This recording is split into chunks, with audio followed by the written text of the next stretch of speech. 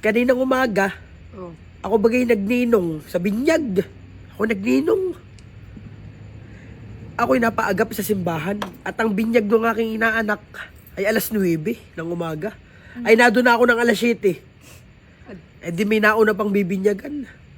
Abay, nung pagpasok ko ng simbahan ay, abay ako nagtataka, yung pare ay galit na galit. At ang pangalan pa ng batang bibinyagan ay cellphone. Cellphone. Kakaibang pangalan.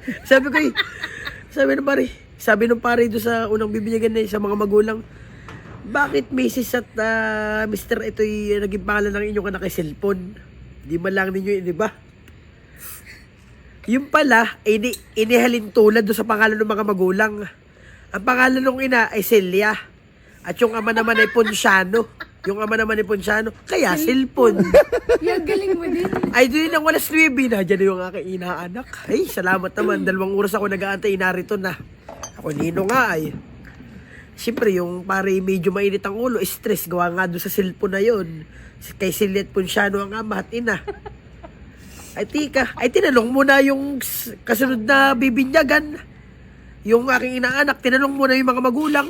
Para in advance na. Ikaw po, Mrs. Ano pangalan mo? Charis po. Ikaw, Mister. Ano pangalan mo? Roger po. Yan ang mga pangalan. Hindi yung kanina. Anong pangalan ng inyong anak? Anong pangalan ng bibinyagan? Charger po. Tayo na. Kayo umalis na. Sabi na. I let you say, Charis at Roger. Ano pangalan ng anak? Charger. Charger.